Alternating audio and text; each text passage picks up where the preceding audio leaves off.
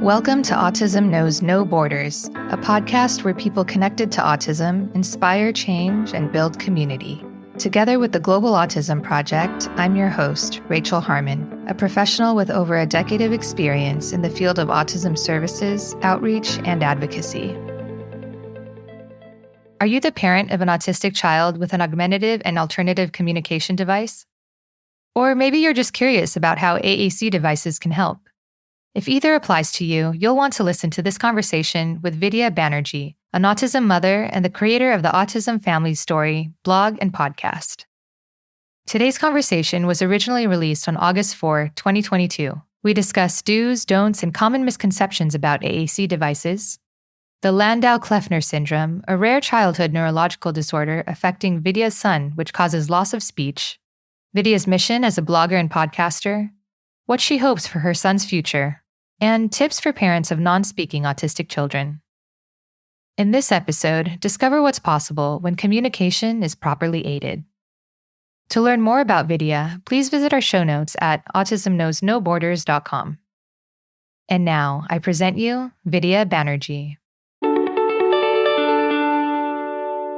Hello, Vidya. Welcome to Autism Knows No Borders. Thank you for joining us today. Thank you for having me, Rachel. Let's start with a brief introduction. Could you tell us a little bit about yourself? Sure. So my name is Vidya. I'm a mom of two boys. My older son is in university, and my younger son, he is almost a teenager now. I just can't believe it. He's 16 years old. His name is Aryan, and he's a child on the autism spectrum. So Aryan is nonverbal, and he uses a AAC device to communicate.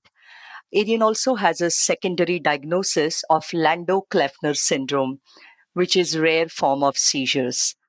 So that's my brief introduction. Okay. And we'll talk about how he uses his AAC device and what that is. Sure. What are some of his interests and his strengths? So Aryan is a very good friend. Visual processing is his strength. He's a very hardworking boy, and he is very good at following directions. So those are some of his strengths. Great. And what does he like to do for fun? Aryan has very limited interests. So for fun, he loves listening to any kind of music. He loves going out for a drive in the car, and Aryan loves playing games on the iPad. Okay, great. So what was it like for you and your family to receive his diagnosis? So when we actually did receive the diagnosis, I think it was a kind of relief for us. But to back it up a little, Aryan was born in November of 2005. So from the beginning, he was a very quiet baby and he achieved all his milestones. So we never had any cause to worry. But things started changing when Aryan started getting up to closer to 18 months of age. He started showing classic signs of autism, like he was not responding to his name, not looking at us. He loved being alone, walking on his toes, which he does to this day. But me and my husband at that time, because we were not even aware about autism, we kind of missed on those signs and we just thought that he was slow in developing. It was my mother-in-law, who is a special needs teacher in US. She was the one who brought it to our attention first, that there might be a possibility Aryan might be on the autism spectrum. So it was really very hard for us at that time to hear that because, first of all, we didn't know what autism was. And then, of course, I went to Dr. Google to get as much information as I can, which, back in those days, there was not much available. There was no social media.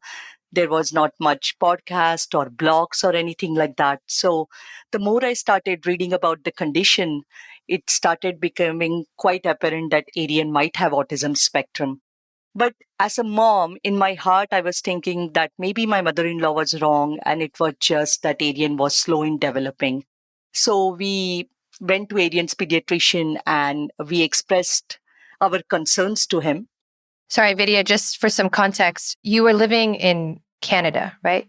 Yes, that's correct. Okay. Yes. So this was in Canada. So we went to Aryan's pediatrician and we expressed our concerns to him about Aryan's suspected autism diagnosis, even though the pediatrician never mentioned to us anything during our monthly checkups that he was concerned about Arian's development. So he came on board right away and he referred us to early intervention services. So we were scheduled for an appointment for an assessment for Arian. So we were taken to a room. It was me, my husband Ben, and Arian, and two early interventionists in the room. So they asked Arian to do very simple things like rolling a ball, stacking a tower, stacking some blocks, and some basic imitation things.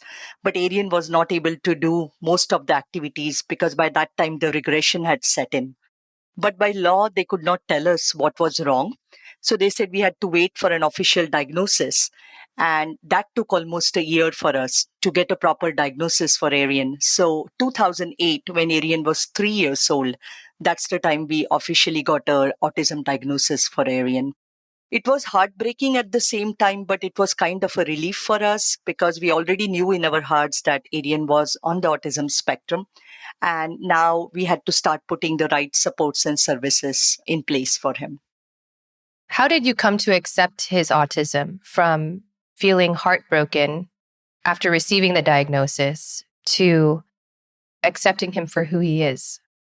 I think it was really hard, like I said in the beginning, because, my mom's heart was not ready to accept in the beginning that there was something wrong with my child, because the more I read about it, it became apparent that it was a lifelong diagnosis. This was not something which was curable.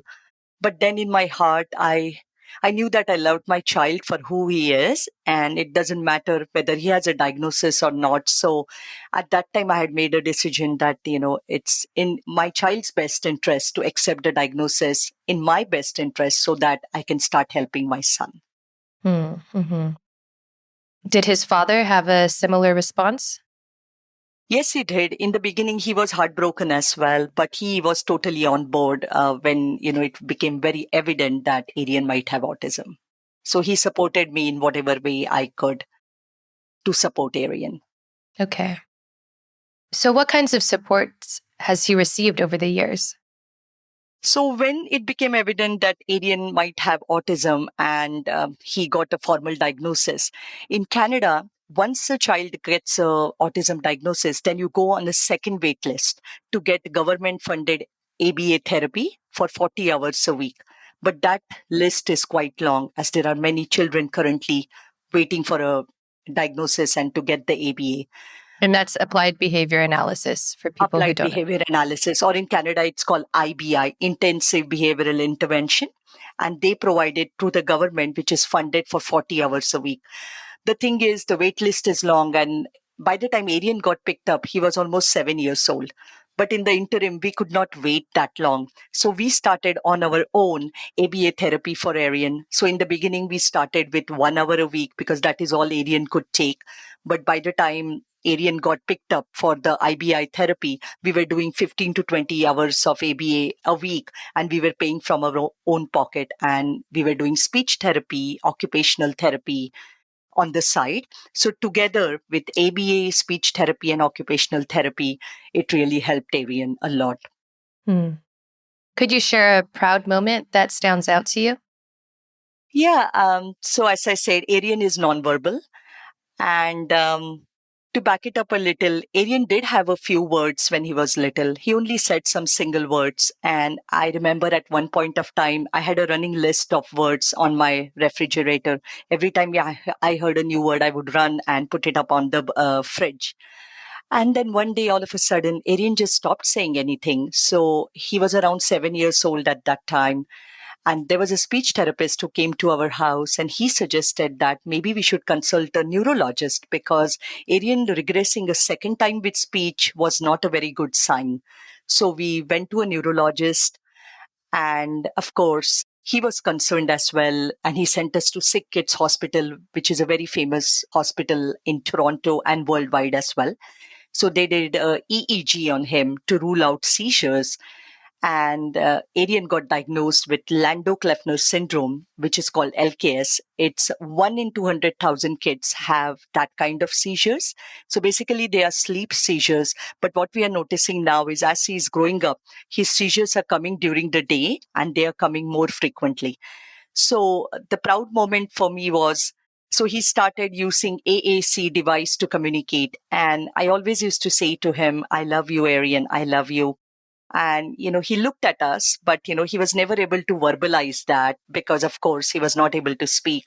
But one day out of the blue, he got his device and he said, I love you, Mama. And I think that was the most proud moment for me Oh, wow. because I was waiting for years to hear it from him. And just out of the blue, I think he just said it to me. And I think I had tears in my eyes that day.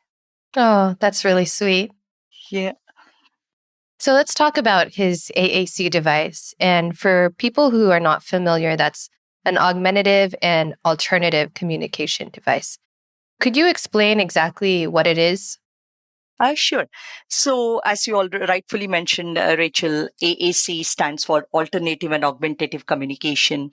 It is a high-tech device for children or any individuals who cannot use verbal speech. So, when Arian was younger, at 3 years of age, we started him with PECs like any other parents.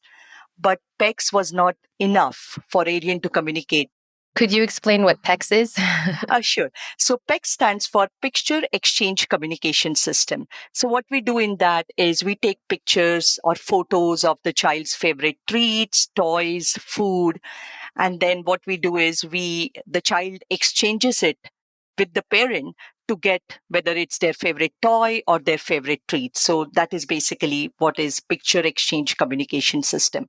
Thank you. But that limited him only to requesting. And communication is not only requesting, it has many functions like commenting, asking questions, answering questions, protesting. So there are lots of communication functions which PECS was not able to support.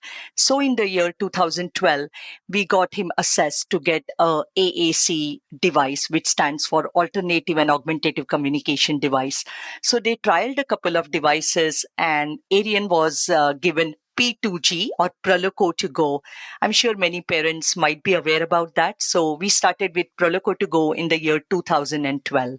So with AAC device, the most important thing, Rachel, is it is based on the parent being the communication partner for the child. So you have to do a lot of modeling. So you have to speak your child's language and you have to use it in every day, basically, in all the environments your child goes to, so that you are speaking his language. So it is also called as aided language input. So in the beginning, you are just modeling for your child. So whatever you're saying, you just press the buttons on the device. And it's not necessary that you need to press every button because you're not able to program everything on that one device. But as much as possible, try to press the buttons so your child gets that connection between what you're saying and you are using and modeling it on his device. So that is how we started with Proloco to go. So Arian was a quick learner. He did learn the system. But the problem what we faced, Rachel, is that Arian was not initiating the use. So yes, if he wanted something and he was motivated, he would go to his device and he will navigate the device and tell us, I want something. But that was pretty much it. But we wanted to teach him other functions as well. If he doesn't want something, if he doesn't like something, if he want to express his feelings, tell us how is he feeling. So lots of other things we wanted him to focus on. So slowly but eventually, Arian started getting the connection and I was able to model for him. But kind of it started getting harder because Proloco to go started coming up with, of course, new updates. So in the beginning, we were supported with the school system. We had a SLP, which stands for Speech Language Pathologist, which used to guide us, who was guiding us with our Proloco to go.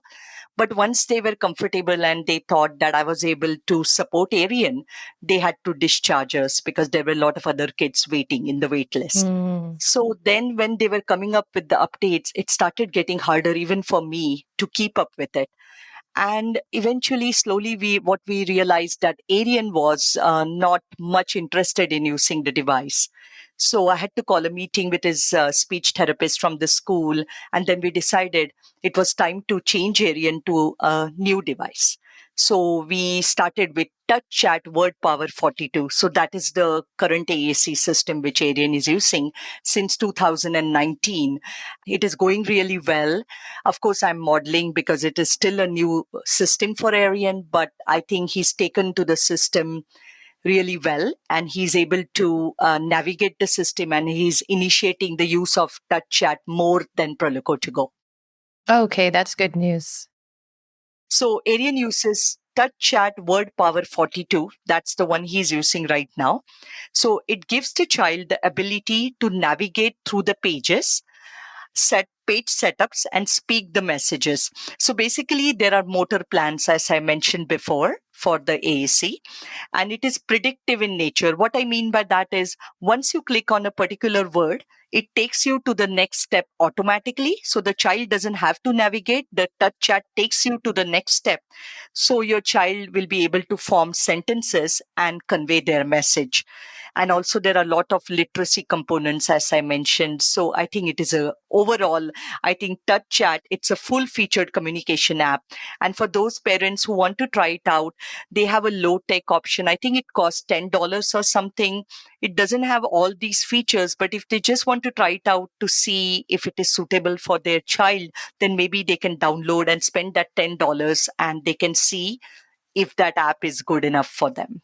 Okay. Because I know it's very hard. There are so many AAC apps out there, Rachel, and they are expensive. So it doesn't make any sense to spend that kind of money where, you have these kind of options where you can spend $10 to $20, try it out. And of course, the most important thing is contact a speech language pathologist, because they are the best people who will be able to advise you what kind of AAC device will be helpful for your child, because I think they are the best people to help you with that journey, to recommend the app, and then also to navigate through that app, to set it up, because there are different vocabularies. So as a parent, it can be really overwhelming. So it's better to contact a professional who can help you with it. And there are even AAC specialists. Oh, yes, there are AAC specialists, of course. Yes, Yeah. there are. But that's good advice to just kind of start with your SLP and then they can recommend you to someone.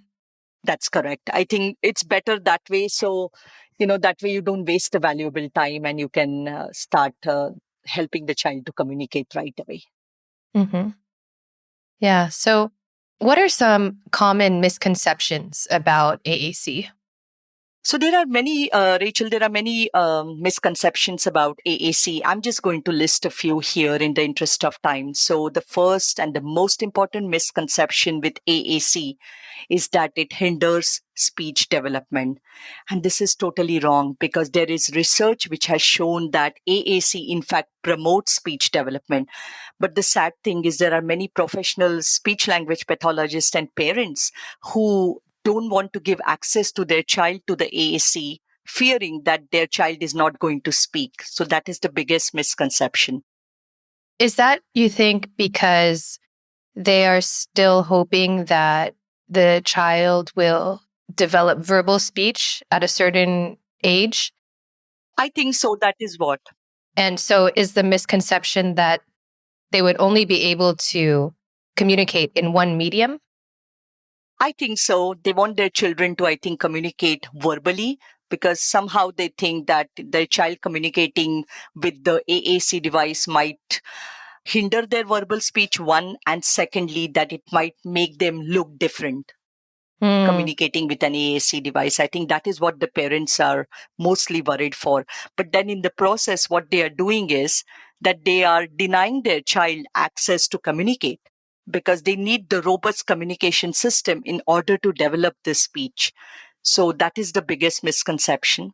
The second misconception is there are some prerequisite skills required to learn AAC. There are no skills required. As a parent, as a speech therapist, you can support the child in teaching them to learn to use their AAC. So there are no prerequisite skills required for the AAC. And the third one is age. Age has got nothing to do. You can introduce AAC to a child who is younger than 3 years old, or maybe to an adult who is over 20 years old. So age has got nothing to do with introduction of the AAC. It is only a means to provide the individual with a robust communication system. Okay, that's good to know. That was going to be one of my questions. Yeah. So have you learned anything in particular about communication as a whole from going on this AAC journey with Arian? So, what I have learned is that verbal speech is not the only way to communicate. There are many other ways individuals can communicate. They can communicate with sign language, they can communicate with PECS, like picture exchange communication system, but then that limits their communication, or they can communicate with the high tech devices like my son who is doing it, or there are many other individuals who are communicating with AAC device.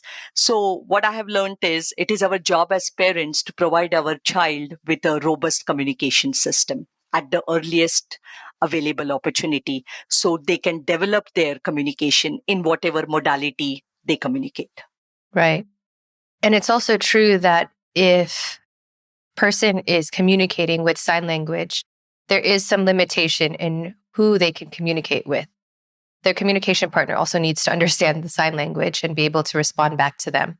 But with an AAC device, once you press the button, the sound that emits is something that everyone can understand.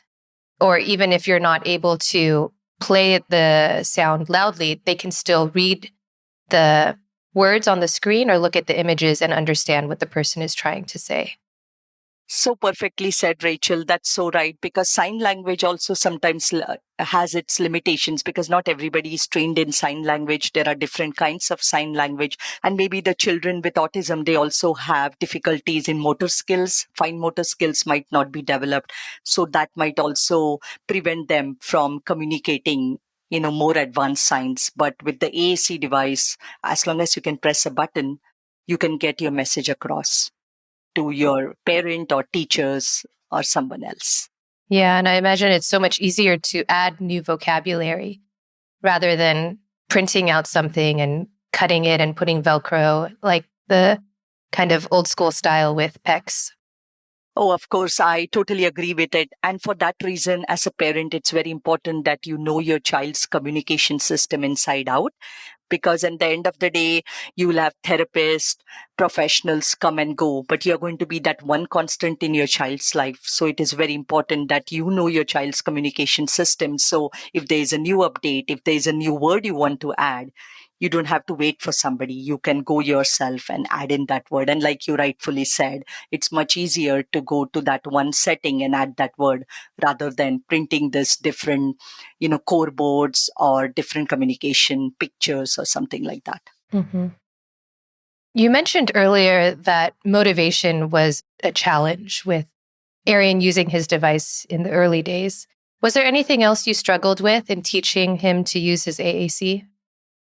I don't know, Rachel, how familiar you are with it, but AAC has got motor plans. So it is very important that the icons stay in the consistent place. So that way the brain develops the motor skills. So sometimes in the beginning, it was really hard because Arian had to navigate through maybe 3 or 4 pages to get his message across. So in the beginning, that was challenging even for me because I was not very familiar with that device. So to model that consistent motor plan to, navigate through those pages, maybe 2 pages, 3 pages in the beginning, till I got familiar with the device was very hard for me. So I can only imagine how hard it was for Arian. Okay. Can you share some do's and don'ts with communicating with an AAC from your own personal experience? Sure. So some do's is always make sure that the child has access to the AAC device. Make sure that the AAC device is charged. That is very important. Try to have a low tech backup. So what I mean by that is when you have the AAC device, try to take screenshots of the main pages, like whether it's his food, the social page, and all the main pages. Try to take screenshots and then you can print it and make it into a book. It is basically a low tech device, like a low tech device option. Put it in their bag. So, in case, say, one day there is something wrong with their AAC, it is not working, or maybe the AAC system broke or say anything can go wrong, then the child does have access to the low-tech backup. So that way they are not without their communication system. And as a parent, model, and model some more, because I think that is the only way our child will learn that system. Now for some don'ts. So I have seen some well-meaning professionals say that to me, and I was quite surprised. So what happens is the AAC is a new language for our children. So they try to sometimes press random buttons on their device. So sometimes I see even the professionals taking away the device from the child, but that's wrong. So I've seen Arian sometimes press random buttons. So at that time, I try to take it as he's trying to communicate something with me and try to relate it and come up with something like if he says just elephant, for example, random, oh, you want to talk about the elephant, or you know what, elephant has big ears, so something like that. So just to for him to know that I'm acknowledging that he's trying to communicate something with me. So that is one. So don't take that device away from them and make sure to take it with you everywhere. So that is the other one. And third thing is the whole family has to be on board. And whether it is the mom, dad, siblings, so everybody has to be on board. And it's the same thing with the school. It's the home and school connection. I think if that is well developed with the AAC, the child will be able to learn the AAC quickly and I think consistently. Mm-hmm. How was it incorporated in school other than his teacher? Were any of his peers also trained in communicating with him? So the peers were not like trained in communicating, but the way they did it is when they used to have a circle time, they used to ask Arian to greet a peer, hello, so and so. So, or, ask a question to a peer, how are you feeling? So that way, they were incorporating some kind of a social skill concept as well with Arian, and that way he was able to communicate with the peers. They used it during circle time, maybe during the group activities. So all those ways they were incorporating Arian's AAC. Great. How does he use his AAC in everyday life now? So right now, of course, we are at home. Arian is doing virtual schooling due to the pandemic. So right now it is mostly requesting, of course, if he wants something, he will go and get his AAC. But for me as a parent, I'm trying to incorporate commenting, asking him some questions, asking him how he's feeling. So that way he's able to get that information out. Sometimes we even use it for the academic activities as well. But we try to mostly use it for communication. The other important part of AAC, Rachel, I don't know if you're aware, is literacy. So every AAC device has got a keyboard because it's not possible to program every word Mm-hmm. on the AAC device. So I'm teaching Arian if a particular word is not available, then how he can, first of all, try to find the word. And if not, then he can type it on his keyboard and still get his message across. So this way we are trying to incorporate it at this time. Mm-hmm. Got it. What are your hopes for Arian's future? Like any other parent, of course, my hopes and our hopes rather that Arian be as independent as possible. And, maybe one day he can have a job. Doesn't matter if it's a part-time job, something, which will help him to feel confident and something which will keep him busy, because I think that's so important. I don't know about where you are, but in the States or Canada, the children can only go up to school up till they are 21 years of age. But after that, pretty much you are on your own. And I really want that Arian be able to have some kind of a job wherein he's able to occupy himself and be as independent as possible and have a good quality of life. Yeah. Just curious, is there a community of autistic adults who communicate with AAC in your area? They are not particularly in my area, but there is a lot of autistic adults who do communicate with AAC. I have seen many on the social media, Mm-hmm. but I haven't personally come across anyone. Okay.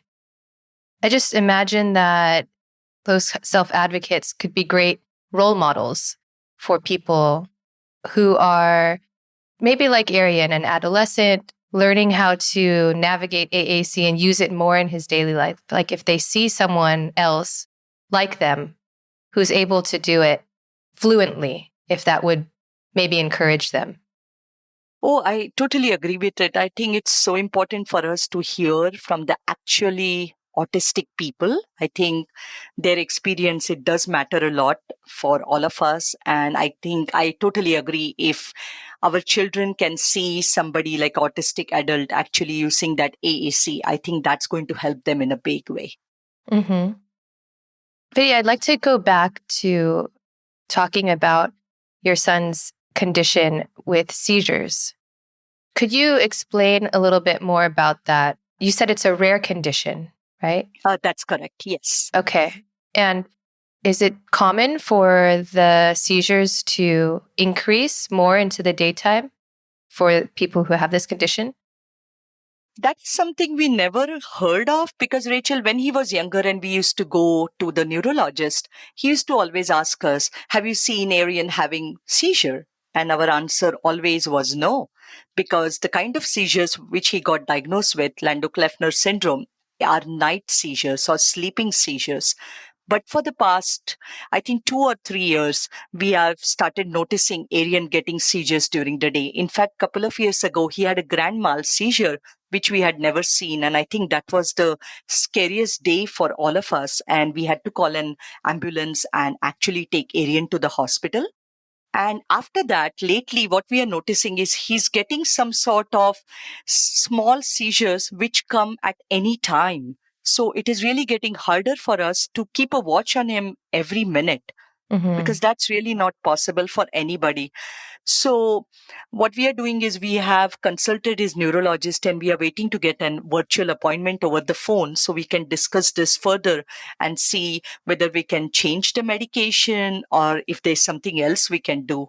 Because for the seizures to increase as Arian is growing up, that is something which we had never heard of. So this is very scary for us. In fact, yesterday morning, Arian had a seizure as well. And I was quite scared because I was not in the room with him. He's okay now, but it is scary to imagine that your child might have a seizure at a time when you are not with him. And it's really not physically possible for me, or maybe once he starts going to school, for somebody to watch him every minute. So we really have to get to the root of it. And we are trying to see if we can do something about it. So we are waiting for a neurologist appointment to discuss this further. Okay, well, hopefully you guys can figure it out soon so that he can get the right support that he needs. Yes, because like I said, it's very, very scary, because like Mm-hmm. now they are coming unannounced, like they're just coming anytime. So that's really scary. So I'm really hoping that we can come up with something, hopefully to reduce this, or maybe to help him with not progressing with that many seizures. Yeah. When it happens, I'm assuming you guys have some kind of protocol of how to respond in the moment, right?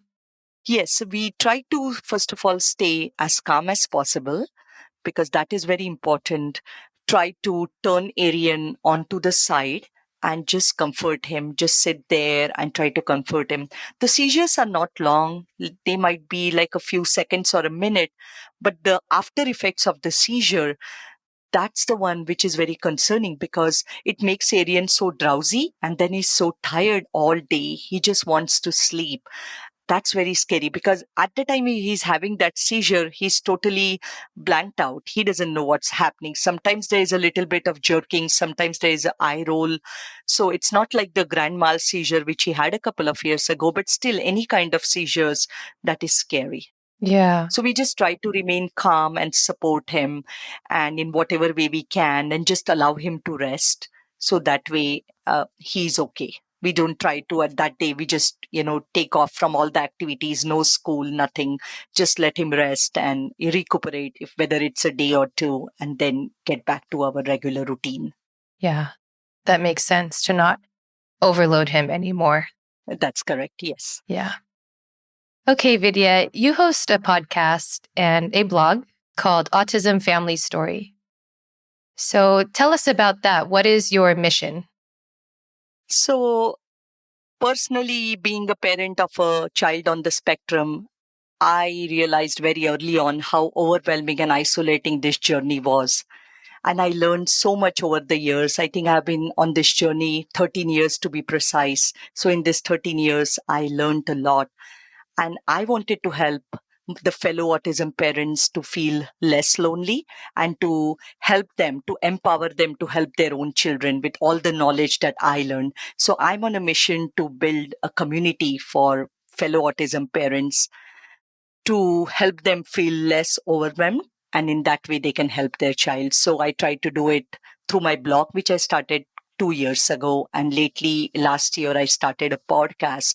So in everything I do, my mission is to help the parents with as much information I have learned to pass it on to them and help them to feel less lonely and overwhelmed. Yeah, that's great. I think it's so important these days, especially for people to have a sense of belonging to some kind of community and know that they're not alone.